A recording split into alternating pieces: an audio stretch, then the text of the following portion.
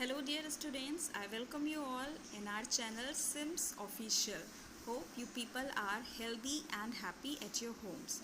So today we will learn the new lesson of your MCB book The Inchcape Rock, written by the poet Robert Southey, and I will explain you the lesson in my own words.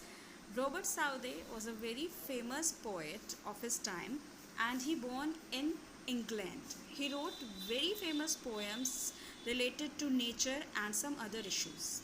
The Inchcape Rock is one of the very famous poem written by Robert Southey, and it's about a place which is situated near Scotland. It is 18 kilometers away from Scotland. Inchcape Rock is a place which is situated just in mid of the ocean, and this poem is a fantastic contrast of good and bad. So hope you will enjoy this poem and we will enjoy this poem together. So dear students, let's start our lesson, The Inchcape Rock. As I told you that The Inchcape Rock is a poem written by Robert Southey. This poem is about a place, and this place is a symbol of the contrast of good and bad. And in the full poem, the same theme is there.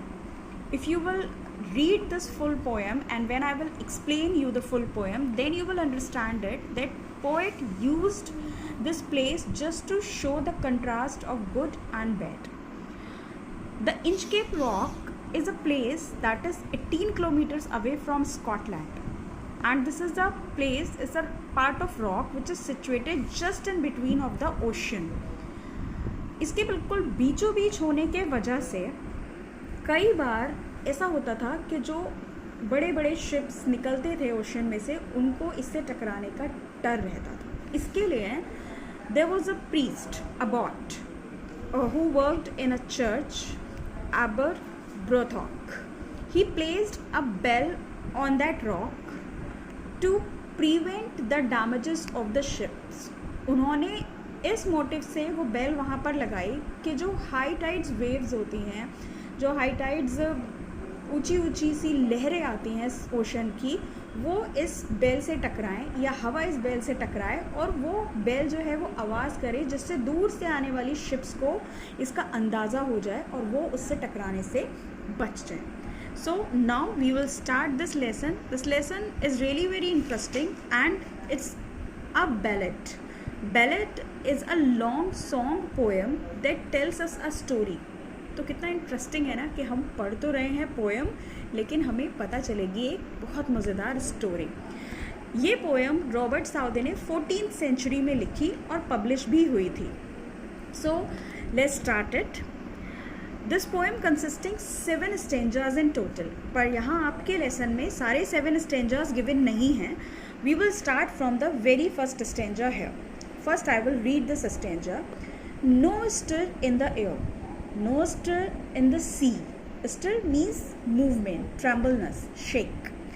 The ship was as still as she could be. Still means बिल्कुल एक जगह पर रुकी हुई. Her sails from heaven received no motion. Her keel was steady in the ocean. Let's do the explanation. No stir in the poem air and no stir in the sea. यहाँ पर Robert साउथे कह रहे हैं कि जो समुद्र है वो बिल्कुल शांत है, बिल्कुल काम है, कोई आवाज़ नहीं है, कोई शोर नहीं है, कोई मूवमेंट नहीं है, ना तो हवा में और ना ही समुद्र में. The ship was as still as she could be. और क्योंकि जो समुद्र की लहरें हैं उनमें कोई मूवमेंट नहीं है, जो हवा है उनमें कोई मूवमेंट नहीं है, तो जो शिप है उसमें भी कोई बहुत बड़ा मूवमेंट नहीं है और वो बिल्कुल स्टिल है, एक जगह थमी हुई है. हर sails from heaven received no motion.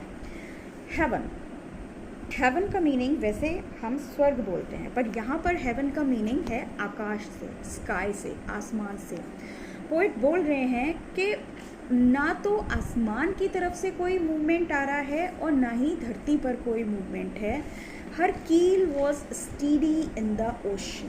कील, कील is a metallic or wooden piece that offers support to the whole structure of the ship was also steady in the ocean. वो बोल रहे हैं कि ये जो कील है जो पूरे शिप को एक सपोर्ट देता है, एक अच्छा ग्रांड सपोर्ट देता है पूरे स्ट्रक्चर को, वो भी ओशन में एकदम स्टीडी है, थमा हुआ है, रुका हुआ है. So this was all about the first stanza, and second stanza I will explain you in the next video. Till then, take care, bye bye.